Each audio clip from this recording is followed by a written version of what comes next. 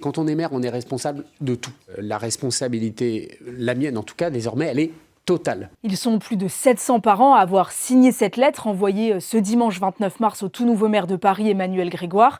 Ce sont des parents des 7e et 15e arrondissements de Paris qui ont identifié 6 écoles où il y a eu, selon eux, des dysfonctionnements graves. Je prendrai le temps nécessaire pour, évidemment, écouter toutes les doléances, les observations. Et ces parents, ils demandent plusieurs mesures d'urgence.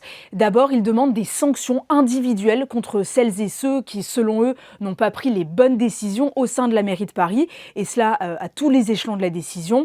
Ils demandent aussi un audit indépendant par un cabinet externe à la mairie de Paris pour comprendre en fait comment on a pu en arriver là, comprendre déjà comment fonctionne le recrutement de ces animateurs, comprendre aussi comment sont traités les signalements. J'ai déjà dit dans la campagne que je souhaitais être accompagné par un conseil extérieur qui non seulement aura la vocation à nous aider à stabiliser et à faire l'évaluation de ce qui a dysfonctionné, mais également de suivre dans la durée la bonne application des procédures. Je considère que dans l'exercice de remettre tout à plat, il faut remettre des capacités managériales qui soient, entre guillemets, à l'abri de l'histoire qui a permis à ces situations de se développer. Ça veut dire quoi ? Et donc, il y aura des décisions de changement managérial, etc., à tous les niveaux, mais il faut le faire avec, entre guillemets, méthode. Ces parents, ce qu'ils veulent comprendre notamment, c'est comment des animateurs visés par des accusations ont pu pourtant être déplacés d'une école à l'autre sans être suspendus.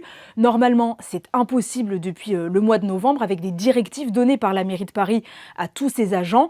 Mais d'après ces parents, ces directives, elles ne sont pas appliquées. La preuve, disent-ils, cet animateur qui a été visé par des signalements dans le 7e arrondissement de Paris, puis déplacé dans le 15e arrondissement où il est désormais accusé de violences sexuelles sur plusieurs enfants. Il n'a jamais été déplacé après une suspicion. Pas de violence sexuelle. Mais oui, il avait crié contre des enfants. Oui, mais crier sur un enfant, pardon. Mais ça nous arrive tous. Et les adultes qui, dans l'encadrement des enfants, font exercice d'une forme d'autorité, heureusement que ça existe dans le pays. Mais je veux rassurer les parents.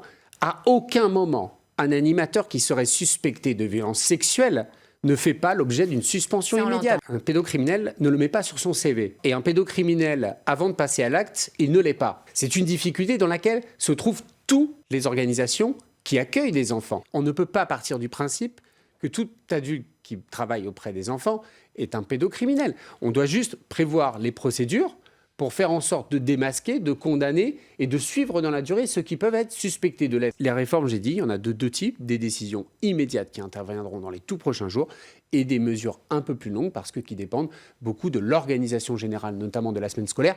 C'est valable à Paris, mais c'est valable, je le redis, dans toutes les communes de France.